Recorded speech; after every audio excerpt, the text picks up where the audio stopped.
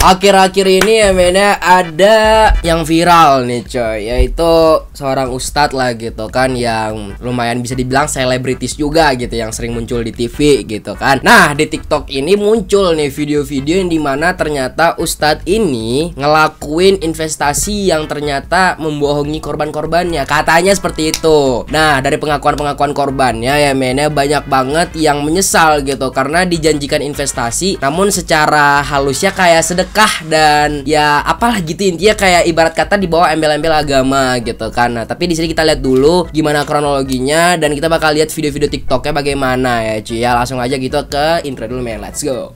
Yo ho man, kembali lagi bareng gue Spiras dan ya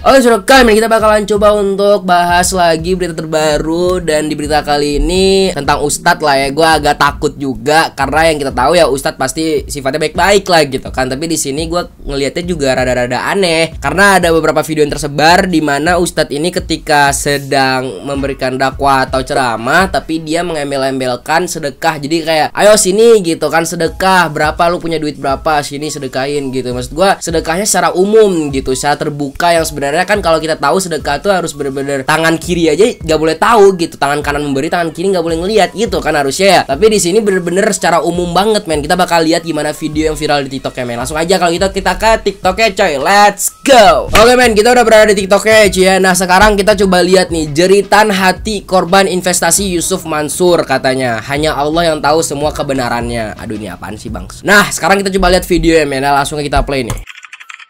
Jika sekiranya diam itu bijak, lakukanlah. Tapi ketika bijak itu diinjak, bicaralah agar mereka diam. Oke, coba kita lihat gimana sih videonya gitu. Nggak bosen ente pakai motor melulu? Bosen dong, ilmunya sudah ada. Kalau kita ngasih motor, paling kagak kita dapat Kijang tahun 2000. Paling kagak kita dapat Xenia dah, ya. Tahun 2000, paling kagak itu. Paling kagak. Motor berapa dijual? 7 juta, kalau dikali 10, 70. Nah, jadi dia tuh kayak mengembel-embelkan nih kalau misalnya bukan dia sih, astagfirullah, beliau ya, mohon maaf banget nih. Jadi beliau itu mengembel-embelkan bahwasannya kalau misalnya kita sedekah motor, maka akan dikali 10 dan akhirnya kita dapat mobil. Bener sih, gue juga gue juga ibarat kata gue paham dan gue mempercayai hal itu gitu. Kalau bisa kita berikan sedekah gitu kan, pasti bakal dikembalikan sama Allah dengan jumlah yang lebih berkali-kali lipat. Gue yakin banget akan hal itu. Cuma ya jangan di depan umum juga nih, coba lihat ya mainnya videonya. Nggak percaya kafir. Nah itu dia yang gue nggak suka. Gak percaya kafir itu terlalu mengata-ngatai orang yang tidak bersedekah teh kafir. Ini gue rada-rada aneh soalnya gini dah. Kalau misalnya langsung ngomong kafir itu salah men, karena kita nggak ada yang tahu ya, mungkin orang-orang teh ada yang ngasih sedekah, dia paham akan hal itu, tapi dia ngasih sedekahnya diam-diam, gak kelihatan di depan orang banyak. Apakah itu kafir? Ketika kita tidak tahu nih orang terdekat kita sedekah, kita nggak tahu nih ternyata yang kita tahu dia nggak pernah sedekah gitu, karena berarti dia kafir gitu kan, gak baik dong kayak gitu. Langsung mencap-capkan orang-orang kafir gitu nggak baik men, karena ya kita nggak ada yang tahu gitu kan, semuanya ya Allah doang yang tahu gitu. Ini dia langsung ngecap kafir, itu gue asli gue nggak suka kalau misalnya ada seorang ustadz yang langsung ngomong kafir gitu ke orang lain tuh. Harusnya teh lebih halus lagi lah gitu, jangan langsung kayak bilang kafir gitu. Nggak percaya kafir. Tuh. Tidak jadi sedekah motor, bodoh. Tuh. Ya bodoh dong. Tuh. Hanya menyerahkan malam ini, Tuh. insya Allah besok atau setelah-telatnya. Nih coba saya tanya bapak-bapak, yang jujur, siapa yang udah punya motor dan ada BPKB-nya?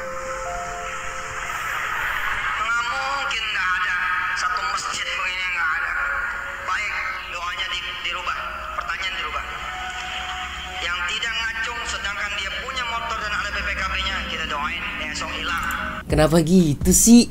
Kenapa gitu sih? Doanya kenapa harus kayak yang punya motor dan ada BPKB tapi tidak ingin memberikan, maka didoakan besok hilang? Kenapa doanya kayak gitu? Maksud gue teh ada doa yang lebih halus kan? Gak perlu kayak gini dah. Ini gue asli deh, gue bukannya, gue bener-bener respect banget sama ustadz ya men. Gak mungkin gue gak respect karena gue juga dari Aceh lah gitu kan, di sana emang banyak banget ustadz gitu. Dan gue respect parah gitu sama pemuka-pemuka agama. Cuman kalau misalnya kayak gini cara ngomongnya, mendoakan besok hilang cuma karena karena pada malam itu tidak memberikan sedekah motor, itu salah banget asli. Ini dari pemikiran gue ya. Kalau misal kalian punya pemikiran sendiri nggak apa-apa. Cuman kalau dari gue sendiri ini kayak aneh banget doanya tuh kayak gini. Asli dah, mohon maaf nih, bukan ingin menjelek-jelekan citra Ustadz ini ya. Cuman maksud gue nggak suka aja dengan cara ngomongnya gitu, dengan apa yang dia katakan gitu aja ya. Hasil jual tanah nggak usah dibagiin ke ahli waris, pagi aja udah sedekah ke orang lain.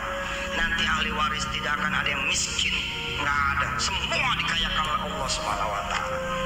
Ya baik, siapa yang mau duluan ngasih cincin? Tuh. Ya tinggal berapa? Tinggal kurang lebih 500.000 ada nih. Mau tangan dong. Iya. 500.000 itu 500.000. Ini sekarang sini. Siapa di antara saudara, kan belum tentu semua punya toh. Siapa di antara saudara yang pengen punya duit cash 10 miliar rupiah?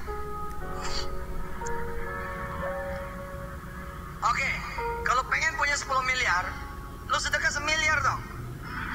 Mulai perjalanan tuh mulai. Jeng, 500.000, bang. Nanti dapat 5 juta. Sang 500 juta. Sang 5 miliar. Sang 50 miliar. Subhanallah. Oke, makasih mas. Tapi boleh saya tanya? Boleh saya tanya? Boleh.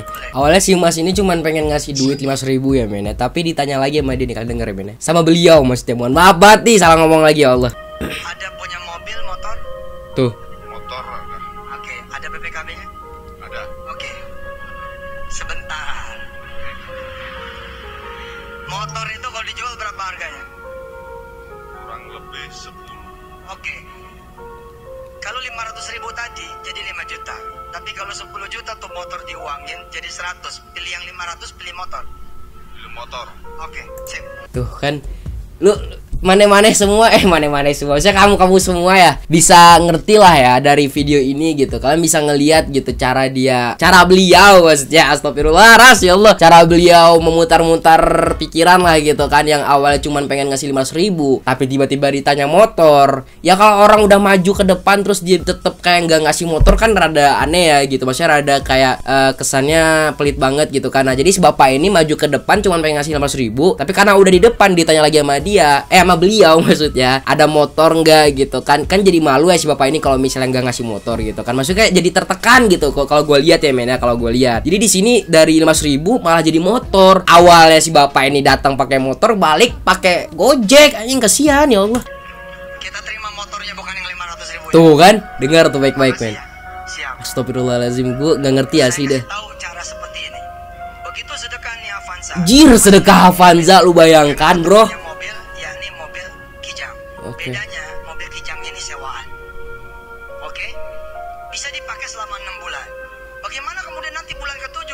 Bulan ke-7 kita serahkan sama Allah Subhanahu Wa Taala. Allah akan mengganti 100 juta dikali 10, 1 miliar.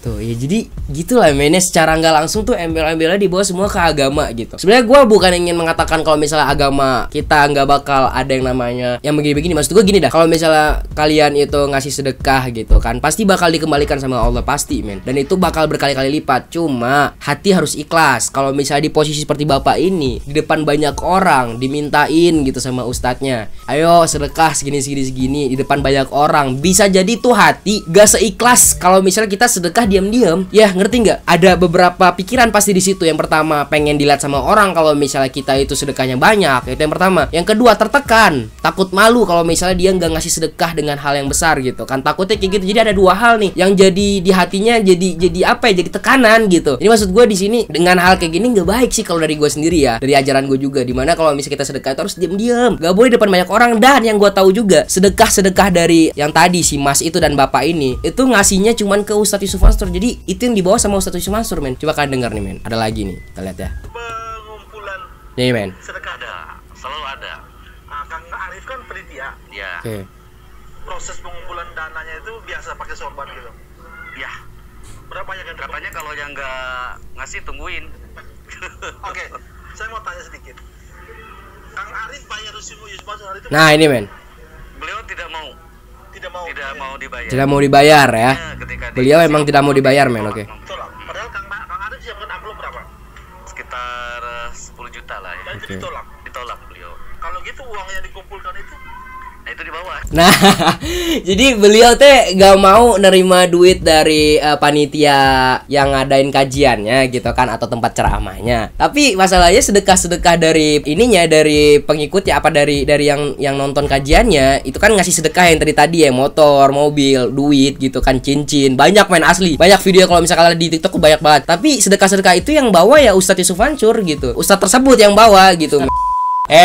Jadi maksud gue ini bener-bener dibayar nggak mau gitu kan, tapi sedekah-sedekah dari penontonnya itu untuk dia dibawa balik gitu. Gue nggak tahu ya itu sedekah dibawa kemana, cuman ya balik lagi ya kita berpikir positif aja gitu kan. Mau gimana pun beliau tetap ustadz ya men, semoga aja adalah hidayahnya gitu, sedekahnya nggak dipakai buat dia sendiri, semoga aja ya men dibawanya ke tempat-tempat yang benar gitu. Dan juga katanya ada beberapa investasi bodong yang dilakukan oleh beliau gitu kan, tapi gue nggak terlalu tahu soal itu, jadi makanya gue nggak bakal bahas. Yang kita bahas di sini adalah itu tadi sedekah-sedekah yang berembel-embel kalau misalnya sedekah itu bakal dikali-kali lipatkan, padahal sedekah itu dibawa sama Ustadz Yusuf Mansur sendiri. Ya gitu intinya men ya. Kita nggak ada yang tahu tuh sedekah dibawa kemana. Intinya kayak gitu. Nah, jadi di sini kita ngambil hikmahnya aja ya men ya. Kalau misalnya kalian emang pengen sedekah ya nggak apa-apa, sedekah aja. Tetap percaya kalau misalnya sedekah itu bakal dikembalikan sama Allah berkali-kali lipat tuh pasti men, nggak bakal enggak gitu. Cuman ya kita jangan sedekah tuh di depan banyak orang gitu. Pasti hati kita tuh nggak bakal ikhlas, yakin dah gue. Kalau misal lu bisa ikhlas lu ngasih di depan banyak orang tuh heran gue, nggak mungkin ya, nggak mungkin. Pasti ada hati kayak wah ini gue pasti bisa dilihat sama orang nih, gue sedekah banyak. Atau jangan-jangan tekanan batin karena dimintain kan sama Ustadz Yusuf Mansur sendiri gitu kan, kayak dia bilang 500.000 tapi ada motor nggak gitu kan. Jadi dari 500.000 ke motor gitu kan, itu kayak udah aneh men. Pasti bapak yang awalnya pengen ngasih 500.000 jadi ke motor pasti kayak tekanan batin gitu ya. Awalnya aing cuman pengen ngasih 500.000 nih, kenapa motor aing diembat juga gitu kan. Balik-balik jalan kaki atau gojek, kasihan men gitu. Jadi intinya di sini gue nggak tahu gimana cara bilangnya, cuman ya coba kalian komentar di bawah menurut kalian bagaimana sistem sedekah begini gitu kan. Coba komen di bawah. Gue takut salah ngomong juga, cuman kalau dari gue pribadi salah. Itu aja men. Oke, udah guys, sampai guys, bye bye. Jangan lupa bantu share juga men ya.